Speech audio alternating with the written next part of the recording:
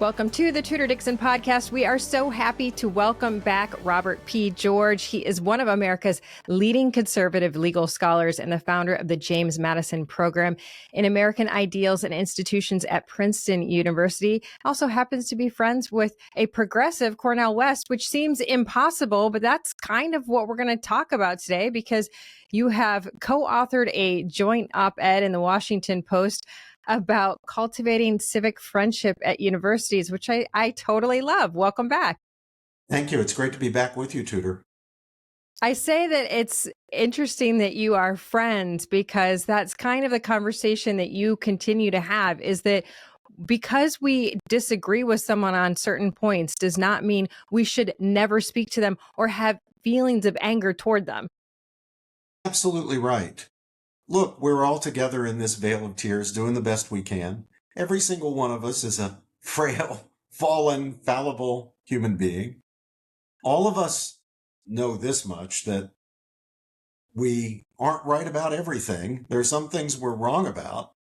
We just don't know which things those are. We believe what we believe, knowing that some of our beliefs can't all be correct. So some of our beliefs are going to be incorrect. Now, how are we ever going to make some progress? We'll never perfectly get into a situation where we only have true beliefs in our head, but how can we get to a situation where we can swap out as many false beliefs as we can and replace them with true beliefs? Well, you're certainly not going to get there if you only talk to people who already agree with you and who confirm you in everything you say. What Brother Cornel West and I have in common, despite our vast political differences, is a desire to get at the truth of things and a willingness to be challenged, to be criticized, to subject our views to rational scrutiny by intelligent people on the other side, all in the hope that we can swap out the beliefs that are false, at least some of them, and replace them with beliefs that are true. Anybody who recognizes their own fallibility has very good reasons to be open to engaging with people you disagree with, even on the most profound issues, even on the issues that you care most about. If you have in common that you're truth seekers, then you've got something more fundamental uniting you than whatever it is that divides you over politics or religion or morality or whatever it is. Well, but if you're in a university where there is, as you've pointed out, a lack of viewpoint diversity, and you have not only professors, but students across campus that are saying, if you don't fit into this box, we don't want you to come anywhere near the box, then how do you do that? And you've pointed out that universities should increase their viewpoint diversity, which I thought was interesting because we've talked about these programs with affirmative action and DEI and all of this that was supposed to create diversity at these universities, but it actually ended up kicking people to the side who actually deserved a spot there. But viewpoint diversity is something different. And it's a conversation I don't think many people have had, that if you look at these universities, there really isn't a diverse group of thinkers there. It's really one way and our way or the highway. And that's kind of leading these kids to the point where they don't try to be truth seekers. Well, that's exactly right. And Cornel West, who's on the progressive side, joins me in pointing that out and in saying that we've got to do something about it. We say that in our new book, Truth Matters, and we say that in our recent op-ed piece in the Washington Post. Although Cornel's on the progressive side, he sees every bit as much as I do that there's a big problem when you have a faculty like the Harvard faculty that has only 3% of its members who identify as conservative. When you have that kind of an ideological imbalance, the bottom line is that the students who were there to educate are basically going to be hearing one side. Even if you have some professors who are doing their best to represent fairly views that they themselves disagree with, you're going to end up with one-sided education. You're going to end up with something much closer, I hate to say this, Tudor, but it's true, something much closer to indoctrination than education. So Cornel and you pointed out that indoctrination is the opposite of education. There's no education there at all. It's the very antithesis of education. I often say, Tudor, I'd much rather that my students be ignorant than that they be indoctrinated. If they're ignorant, well, then maybe I can teach them something, get them thinking about something, expose them to some ideas, get them in a position to gain some knowledge. But if they're indoctrinated, then before I can ever start teaching them anything, I've got to pry open their minds as if I were doing it with a crowbar. And that's a big step when you've got somebody who's steeped in ideology, whose mind has been shut down by conformism and groupthink. Before you can ever get to actually educating them, you got to get their minds open. So give me ignorance anytime over indoctrination. I can work with ignorance. Indoctrination makes it triply difficult. It's interesting because obviously a big part of Donald Trump, his campaign and becoming president, was saying, we don't want this indoctrination. We don't want these programs that are keeping certain students out of places. And he kind of shut down DEI across the country. But just in the past couple of weeks, I don't know if you've seen some of these videos that have been coming out where universities actually continue to have their DEI programs. And there's undercover journalists that are going in and saying, well, tell me about what your program is like now that DEI has been shut down. And they said, oh, don't worry, we're just rebranding it. But this isn't going over well with this administration. So what is university life like with Donald Trump as president? Well, first of all, let me say a word about DEI. Whatever good intentions people might have had in trying to increase on university campuses diversity, equity, and inclusion, that's what DEI stands for, diversity, equity, and inclusion. The net result was the opposite of those things. Instead of diversity, we got conformism. Instead of equity, we got unfair treatment. Instead of inclusion, we got the exclusion of people who dissented from the dominant orthodoxies, the ideologies on the campus. So if it was an experiment, it is a failed experiment. And the way to deal with a failure is not to rebrand it. It's to get rid of it and replace it with something valuable. Now, what would be valuable? What would be valuable is making sure that you have such a diversity of views represented on your faculty and in your student body that everybody on campus, faculty members and students alike, can never rest comfortably in their opinions. Their opinions will always be challenged because there are going to be lots of people on the campus who will challenge their opinions. And that's the way we break out of groupthink and conformism. That's the way we advance knowledge. Most of the great advances of knowledge of history have come when people were willing to question what, up until that point, was a kind of dogma, a kind of established view. That's every bit as true, by the way, Tudor, in the sciences as it is in the other fields, in the humanities and the social sciences. So we really need to aim for viewpoint diversity. Now, does that mean we should do affirmative action for conservatives? No. What we should do is maintain the highest standards, but treat people fairly. The reason Harvard is only 3% conservative on its faculty, only 3% of the faculty identify as conservatives, is simply and straightforwardly discrimination over many years, now many decades, against people who dissent from the progressive orthodoxies on campuses like Harvard. We'll end it with the discrimination. Enough with that. And then let's look out around the country. This is my advice to the Harvard leadership, or to the Princeton leadership, or the leadership of the University of Illinois, or any other university. My advice is this. Look out throughout the country, and you'll see scholars out there who your institution has passed over for ideological reasons, or that have been passed over by your peer institutions for ideological reasons, and then say, we're sorry about that. We want you to come join our faculty.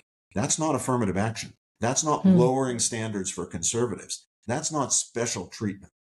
That's righting some old wrongs in order to give the university really what it needs if it's to fulfill its educational mission. And giving it what it needs means making sure that there is a robust dialogue, a robust exchange of ideas on the campus. So everybody is thinking and nobody is resting content in conformism and groupthink.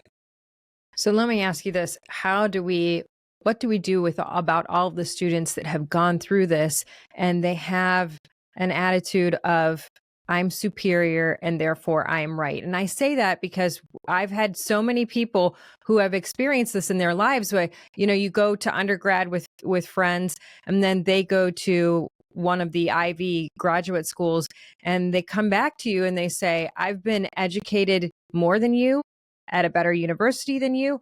I am now in an elite class. And because of that, I can tell you you're wrong and you're bad. And those are people who I believe the way they speak is indoctrination. They come out with this, all white people are bad and we have to fix the wrongs of the past. And, you have to have an open border and you have to have all these things. And like you said, I mean, we can disagree, but they're not disagreeing. And they are now in the workplace and they are now, running campaigns and they're voting for people who they believe in this indoctrinated status. And I am concerned about that period, which seems like it's like a 10-year period of graduates who fall into that, or maybe more.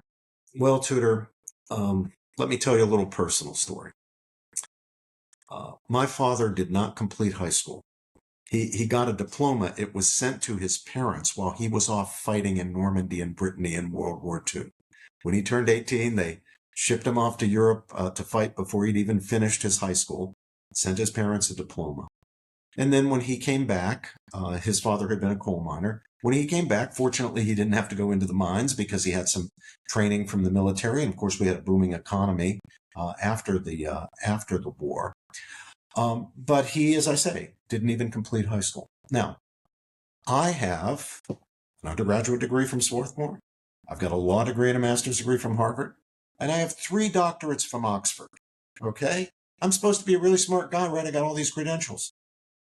I wish I had half the wisdom of my father, Joseph M. George. I don't. If somebody came to me, say one of my own children, came to me and said, I've got a really tough personal, existential, ethical question here. I need your advice. I'd say, well, I'm going to give you the best advice I can, but I also want you to talk to your granddad because he's wiser than I am. And this is what young people have to learn today. Fancy degrees and fancy education doesn't necessarily equal wisdom. And you can have wisdom if you haven't even been to college. My father, we just lost him last year at age 98.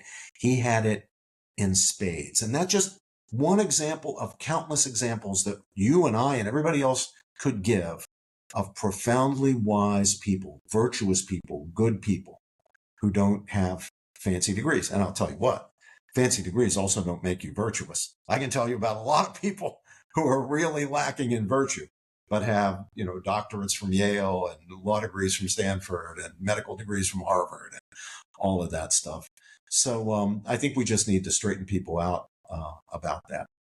It's interesting because my great-grandfather, actually, he ran away at 16 to join the Navy. He was a child coal miner in Pennsylvania. Oh, so we have that in common. He had gone into the coal mines when he was 8 years old and started working. And because they were tiny back then, they sent the tiny kids into the tiny veins of the mine, and they would mine with their hands. They would dig with their hands. So his fingernails were always gone. And he told us these stories, it's interesting to me because those were the things that we wanted to learn when we were little. The school was not nearly as interesting as going and sitting with Grandpap and having him tell us about how horrible that was, and that caused him to join the Navy at 16, lie about his age, join at 16. He became a Navy diver, which was one of the most dangerous jobs. And then when he returned to Pittsburgh, he became a diver for the government, and he would fix the bridges, go down and weld the bridges in the river, which was also incredibly dangerous. Became an alcoholic, and then one day woke up after not returning home and found the Lord, and from that day on read the Bible every year all the way through and never took another drink. And those were the stories that created this sense of like, I can do great things because look at what he did. Exactly right. Those heroes are inspiring. My dad was like that. Your grandpap. We have so much to learn from them. And it's so idiotic of people to think that we today are better than those people, or we're Right. wiser, or we're more virtuous. We're not. We really should be their students. Yeah, absolutely. Absolutely. I mean, there's so much that you can learn from history, and yet we don't seem to be, you talk about bringing civics back, but there are true historical learnings that we seem to be missing out on. I know you've commented on Mamdani. I've seen it on your X account. There are things that he has come out and said that sound wonderful. They sound so great, but they've been done before and they don't work. But how do you convince people that these plans are not real plans? Well, there are lessons to history. Take Mamdani's idea that we should have publicly owned, city-owned grocery stores. Mm-hmm. We have plenty of people in our country today, people like Garry Kasparov, the great chess champion, brilliant man. We have people like Kasparov who can tell you exactly what life was like in the Soviet Union with government-run grocery stores. There was very little food in the grocery stores, and you had to line up from here to Tuesday in order to have a shot at getting a morsel or two from the little food that was available in the stores. If there's something that we have now tested, if there's an experiment that we've done and we've proven that it doesn't work, that is the experiment with collectivism or socialism, or that form of socialism called communism, where the government owns the means of production or owns the shops or owns the stores.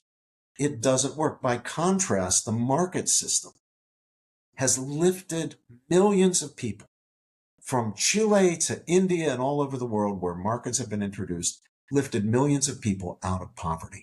So it's not as if we have to start from scratch here with no knowledge.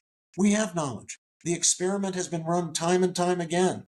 Socialism in the Soviet Union, socialism in Korea, socialism in Vietnam, socialism in China, socialism in Cuba, socialism now in Venezuela. You can't find a time when it worked. Now, we need to draw the lessons from that. And we can't leave our young people in ignorance about those things. They should be studying the period in Russia from, say, 1917, the Bolshevik Revolution, to the collapse in the late 1980s and early 1990s of the Soviet Empire. We don't want our kids to be ignorant of that history. Yeah, well, that's another thing that I think, even when we see this increase in anti-Semitism in the United States, and even in Europe, I mean, it's been somewhat shocking, I think, how quickly it took hold. I've told this story before, but in 2018, I interviewed Holocaust survivors, and the one woman didn't speak the entire time, just her husband spoke, but she was also in a concentration camp. And when I went to leave the room, she grabbed my arm and looked at me, and in a very nasty tone, she said, "They hate the Jews and they'll do it again." And I remember thinking, gosh, that would never happen again. Naively thinking that time is done and there is not that hatred out there. And then, you heard these rumblings for years about anti-Semitism, but not until October 7th do I think we really went, whoa, my gosh, this is running rampant, and it's at our universities. I mean, we saw all of the protests last year, and that to me was an outside effort organized to go into our universities and see that there was a weakness there, go in there and start to teach one of those untruths. And when you were speaking up against it, you were the one that was silenced. If you were speaking to say, stop the hatred, you were the one that was silenced, as opposed to the people who were out there saying, globalize the Intifada. And now you have even this situation in New York where that conversation has come up. And this man has not said he condemns that. He said people think of the definition differently, but there is no different definition if you know history. Isn't that right? Yeah, I mean, we know what the Intifada is. It's the effort to destroy the Jewish state. It's the effort to destroy Israel, to create a situation from the so-called river to the sea, although most of the protesters can't tell you which river and which sea, to create a situation from the river to the sea that is non-Jewish, where the Jews are erased from that part of the world. So yes, I mean, anti-Semitism is one of those ancient curses that never remains in the grave. It's like a vampire. You think you've killed it. You think you've stigmatized it. You think you've put it on the margins, but then it comes back again, out of the coffin, and here it is. And we have it again. And you know what frightens me, Tudor, is we have it today, both on the extreme fringe of the right and on the left. Yes, yes. It's not just on one side of the political spectrum.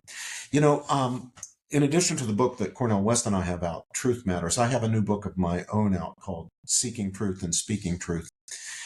And one of the chapters in the book I devote to a prophecy, a prediction that was made in 1830 by the German Jewish Christian poet Heinrich Heine.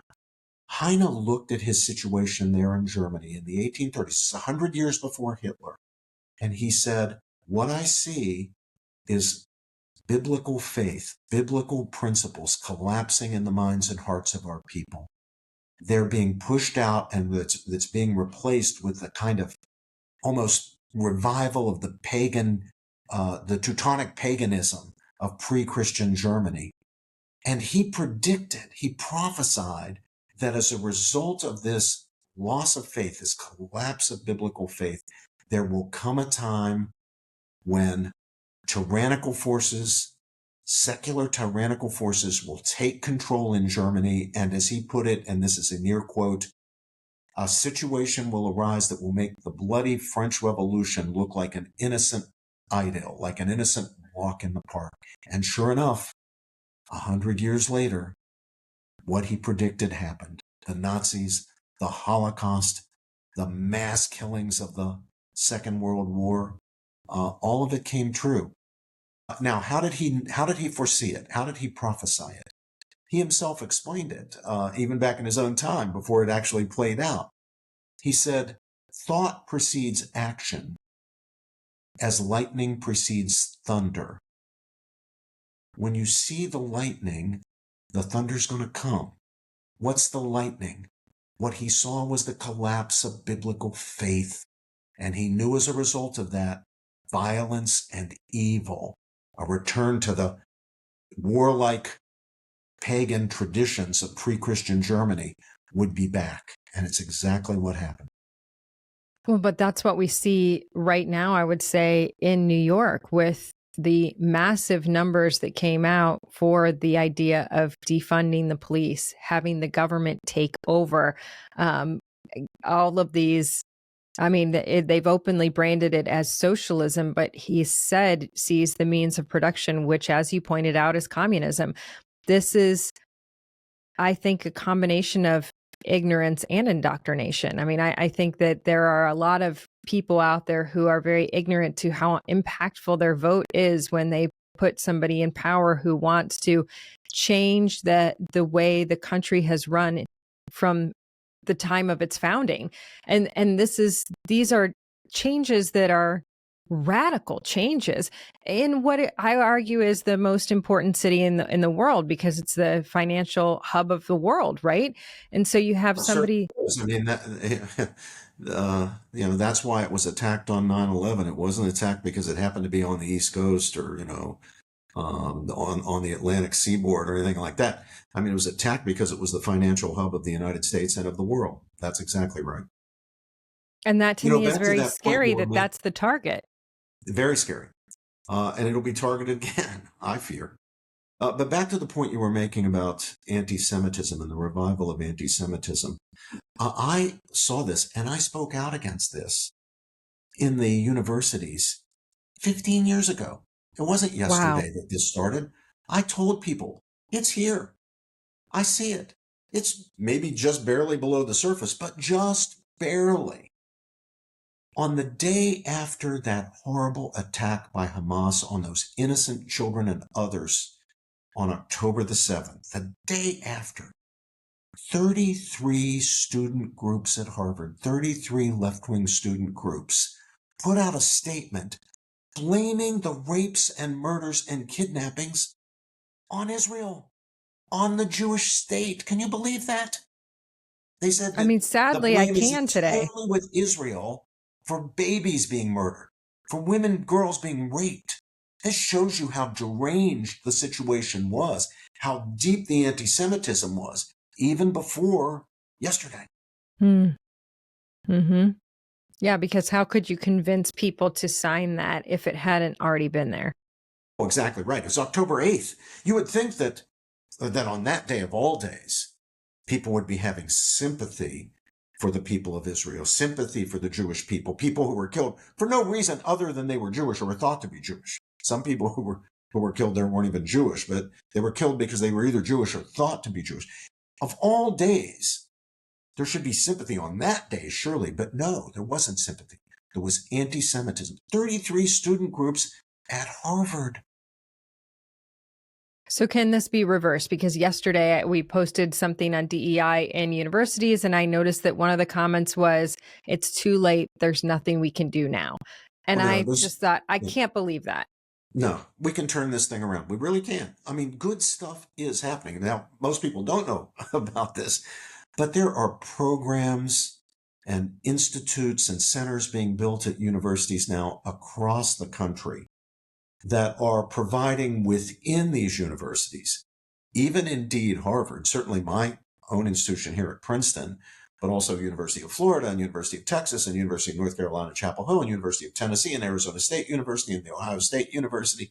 There are programs and institutes being built that are really modeling for the entire university what a genuine, deep, liberal arts education is all about. Wrestling with the big questions, wrestling with the questions of what it means to be human, having complete free speech so you can challenge any orthodoxy, requiring only that you do business in the proper currency of intellectual discourse by giving reasons and making arguments and marshaling evidence, where students are genuinely educated and not indoctrinated.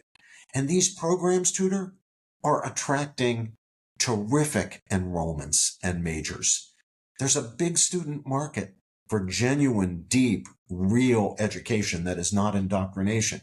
And our job is to provide it. And we're starting to see it all over the country. My program here at Princeton, the James Madison Program in American Ideals and Institutions, does that. The program in Human Flourishing at Harvard does that. The Hamilton School at the University of Florida does that. The Civitas program at the University of Texas does that. The Salmon P. Chase Center at the Ohio State University. These are all things that we should know about and that we should be cheering on. And that's what I was going to say, having the support of people out there, because people have been suddenly speaking up about this. And you see a lot of folks, a lot of parents saying, we don't want to send our kids to an indoctrination camp. You see a lot of conservatives speaking up against it. And even on the news, you see people speaking up against it. Does that help to push these programs forward? It certainly does. It certainly does. We need the support of everyone we can get on this. I mean, I'll give you the example again of my own university and the program that I founded 25 years ago now. It was the first of these programs. It's been the model for so many others. Princeton is not a large university. We're actually a liberal arts college kind of masquerading as a big university. We only have about 7,500 students, including our graduate students. So we're a third the size of Harvard or Yale or Stanford, and I don't know, maybe a fifth or even less the size of big state universities like Ohio State or University of Florida or University of Texas. And yet, in this very small university, my program, the James Madison Program in American Ideals and Institutions, had last year 325 undergraduate fellows of the program, 325 Princeton students who were eager to get an education that was not indoctrination, where they were free to dissent from campus orthodoxies, to question the dogmas that are dominant on the campus, to really be challenged and to challenge others. There's a tremendous student market for the good stuff. Well, let's just give them the good stuff. Good.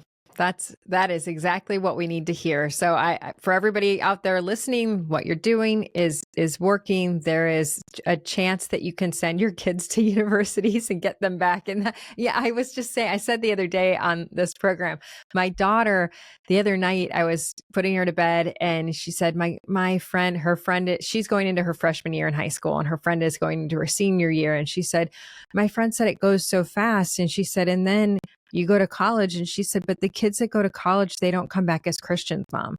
And I was like, that doesn't have to be the case. But it's interesting to me that a senior in high school was talking about that concern with a freshman in high school. Like they are really genuinely saying, what's going to happen? We have to be particular about what we choose and where we go because we don't want somebody to change who we are. I think that's interesting. Yeah, that's kind of a prescient comment on the part of that that high school senior. But here again, I can tell you about my own university. We have a thriving Catholic chaplaincy. We have several thriving evangelical chaplaincies. We have a thriving Orthodox Jewish chaplaincy. There are chaplaincies, Jewish and Christian, both Catholic and Protestant within the Christian community, that really represent an alternative to the kind of secular progressive orthodoxy. And again, they're attracting hundreds and hundreds of students. That's super encouraging. It is. Absolutely. Okay, so tell us where to get the new book. Give us the name again and tell us where to get it. Well, the book that Cornel West and I have out is called Truth Matters. Truth Matters, Cornel West and Robert George. And that's available from all the online booksellers. It's available in a very inexpensive paperback and a pretty well priced, fairly priced hardcover as well. So Truth Matters by Robert George and Cornel West. And then my own book, which is just out a few days ago, is called Seeking Truth and Speaking Truth. And you can acquire Seeking Truth and Speaking Truth at any of the online booksellers, Amazon, Barnes & Noble, any of the others, or from the publisher, which is Encounter Books, which is offering the book at a very nice discount right now. And both of these books, Tudor, Truth Matters and Seeking Truth and Speaking Truth, we have written, in my case, my book, and Cornel's, the other case, the book Cornel and I did together, we have really written these books not for our fellow academics, not for scholars, but for general audiences.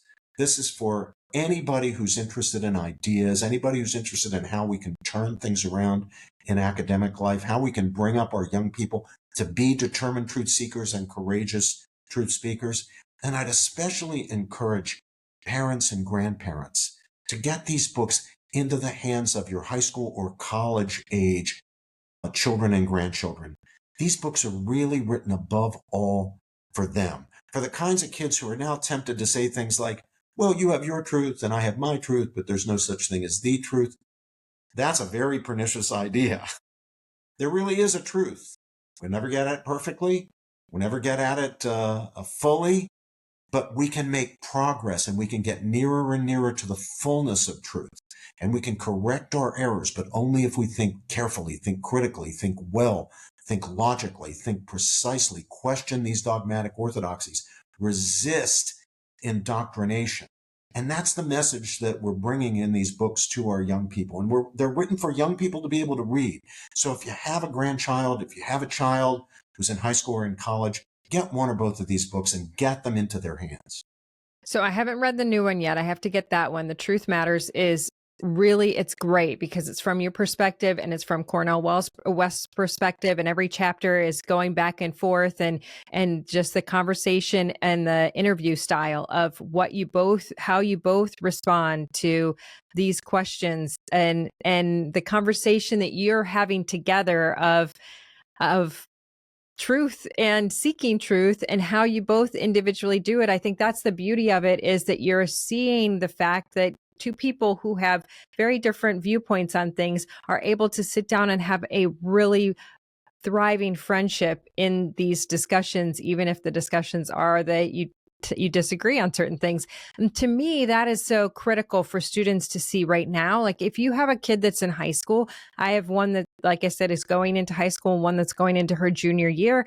And I want them to read that so that they can understand, as they're kind of learning that there's going to be discourse in universities and colleges, and they're planning to go there, prepare them. This is the best way for them to be prepared. Read this and they're going to be ready. They'll have an understanding before they go. And I think it's great. So I'll get the new one. Truth Matters. I loved. And Robert P. George, I always love having you on. Thank you so much for being here. Well, it's my pleasure. Thank you, Tudor. Absolutely. And thank you all for joining us on the Tudor Dixon Podcast. For this episode and others, go to TudorDixonPodcast.com, the iHeartRadio app, Apple Podcasts, or wherever you get your podcasts. And you can watch the video on Rumble or YouTube at Tudor Dixon. Have a blessed day.